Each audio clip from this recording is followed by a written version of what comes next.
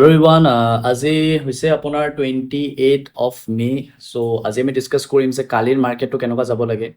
So মই already negative আছো মাৰ্কেটক লৈ কিনে। So আজি মই টেলিগ্ৰাম চেনেলত অলৰেডি মই ৰাতিপুৱা দি দিছিলো আপোনাৰ পুট বাই কৰিবৰ কাৰণে, কাৰণ মোৰ ভিউ নেগেটিভ আছিলে।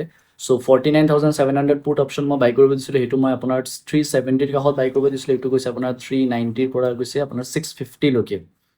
So অলমোষ্ট ডাবল হৈ গৈছে, ঠিক আছে। So এতিয়া মোৰ ভিউ কি হয়, যদি মই আপোনাক মাৰ্কেটৰ গোটেই ষ্ট্ৰাকচাৰটো দেখাওঁ, এইটো হৈছে আপোনাৰ bank Nifty chart. Bank Nifty মই যদি আপোনাৰ ডেইলি টাইম ফ্ৰেমত দেখাওঁ, ডেইলি টাইম ফ্ৰেমত আপুনি কি দেখা পাই আছে, মাৰ্কেটৰ এটা অভাৰঅল এটা ট্ৰেণ্ড গৈ আছে, ঠিক আছে।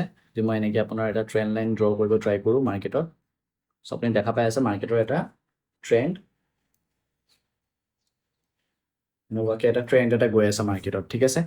চ' এতিয়া যদি মই আৰু এটা বস্তু দেখাওঁ, যদি মই 4 আৱাৰ্ছ টাইম ফ্ৰেমত বা 1 আৱাৰ টাইম ফ্ৰেমত যদি মই শ্বিফ্ট হওঁ, ইয়াতে মই দেখা পাই আছোঁ যে মাৰ্কেটৰ অভাৰঅল এটা ৰেজিষ্টেঞ্চৰ কাষত মাৰ্কেট আহি গৈছে, আৰু এইটো ট্ৰেণ্ড লাইনো আছে ইয়াতে, প্লাছ ইয়াতে হৰাইজেণ্টেল ৰেজিষ্টেঞ্চো আছে ইয়াতে মাৰ্কেটত। চ' যিহেতু আপুনি আগতো দেখা পাইছে যে মাৰ্কেট ইয়াৰ পৰা আপোনাৰ এটা ফল এটা দিছে, ত' ছেম এক্সেক্টলি এইটো পইণ্টৰ পৰা মাৰ্কেট এটা নেগেটিভ ছাইডে আহিব পাৰে। চ' এতিয়া বৰ্তমান মাৰ্কেটৰ মই যদি আৰু এটা বস্তু ইয়াতে দেখা পাওঁ, ইয়াতে আমি কি দেখা পাই আছোঁ যে মাৰ্কেটৰ অভাৰঅল ইয়াতে আৰু এটা ৰেজিষ্টেঞ্চ আছিলে, যোনটো এতিয়া মে বি ছাপৰ্টৰ কাম কৰিব পাৰে। তো এতিয়া যদি মই সৰু টাইম ফ্ৰেমত আহোঁ, 15 মিনিট টাইম ফ্ৰেমত, 15 মিনিট টাইম ফ্ৰেমত যদি কালি মাৰ্কেট যদি এইটো লেভেল ব্ৰেকডাউন কৰিছে, দেন ডেফিনেটলি আমি ফাৰ্ষ্ট টাৰ্গেট আমি ইয়াৰলৈকে ল'ব পাৰোঁ 48,600 or 48,700 say. Okay, 48,700. So 49,000 level যদি ব্ৰেক হৈছে, আমি ডেফিনেটলি 48,700 লৈকে আমি এটা ফল এটা দেখিব পাৰিম। যদি এইটো লেভেলত যদি মাৰ্কেটে ব্ৰেকডাউন কৰিছে, দেন নেক্সট লেভেল হ'ব আমাৰ 48,200, ঠিক আছে।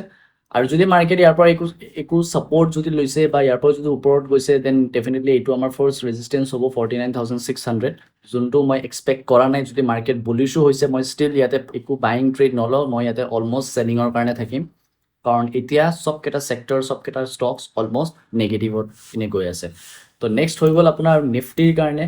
নিফটিৰ যদি মই ছেইম এনালাইজ দেখাওঁ, মই এক্সেক্টলি ইয়াতে ছেইম সেইটো কথাই ক'ম যে নিফটিও নেগেটিভ হৈ আছে, কাৰণ মই যদি ইয়াতে অভাৰঅল এটা ইয়াতে ট্ৰেণ্ড লাইন যদি ড্ৰ কৰোঁ, মাৰ্কেট এতিয়া আপোনাৰ ট্ৰেণ্ড লাইনৰ কাষত আহিছে। আমি দেখা পাই আছোঁ যে মাৰ্কেট যেতিয়া এইটো ট্ৰেণ্ড লাইনৰ কাষত আহে, এটা ফল আহে মাৰ্কেটত, যেনেকৈ ইয়াৰ পৰা এটা ফল আহিছে, ইয়াৰ পৰা ফল আহিছে, ছেইম এক্সেক্টলি এইবোৰ পইণ্টছৰ পৰা ফল আহিছে, তো ইয়াৰ পৰাও ফল আহিছে। চ' অলমষ্ট বেংক নিফটিও এতিয়া বৰ্তমান সেইটো পইণ্টতে আছে। তো মে বি মাৰ্কেট আৰু ফল হ'ব। তো আমি যদি আৱাৰলি টাইম ফ্ৰেমত চাওঁ, আৱাৰলি টাইম ফ্ৰেমত ছেইম এক্সেক্টলি নিফটিও আপোনাৰ এটা ছাপৰ্টৰ কাষত আছে এতিয়া বৰ্তমান। ইয়াতে এইটো লেভেল যোনটো মই দেখা পাই আছোঁ আপোনাৰ 22,800, 22,800 হৈছে আমাৰ কাৰণে ফাৰ্ষ্ট ছাপৰ্ট নিফটি। যদি মাৰ্কেট ছাপৰ্ট ল'ব লাগে, দেন ডেফিনেটলি এইটো লেভেলৰ পৰা এটা ছাপৰ্ট হ'ব পাৰে মাৰ্কেটত। আৰু যদি মাৰ্কেট এইটো ব্ৰেকডাউন কৰিছে, দেন ডেফিনেটলি আমাৰ নেক্সট টাৰ্গেট হ'ব আপোনাৰ 22,500। অ'কে, তো তাৰ আগতো এটা ছাপৰ্ট লেভেল আছে, সেইটো হৈছে আপোনাৰ 22,600। তো 22,600 আৰু 22,500 এই দুটা হৈছে মেজৰ লেভেল, যদি মাৰ্কেট আপোনাৰ 22,800 লেভেলটো ব্ৰেকডাউন কৰিছে। চ' এতিয়া বাইঙৰ কাৰণে একো এক্সপেক্টেশ্যন নাই মোৰ। যদি মাৰ্কেট আপছাইড গৈও আছে, এইটো হৈছে জাষ্ট এটা পুল বেক, চেলিং পুল বেক হ'ব মাৰ্কেটত, ঠিক আছে। তো ইয়াতে একো আমি বাইং ট্ৰেড ইনিচিয়েট নকৰোঁ। চ' মষ্টলি আমাৰ ভিউ এতিয়াও বৰ্তমান নেগেটিভ হৈ আছে মাৰ্কেটত।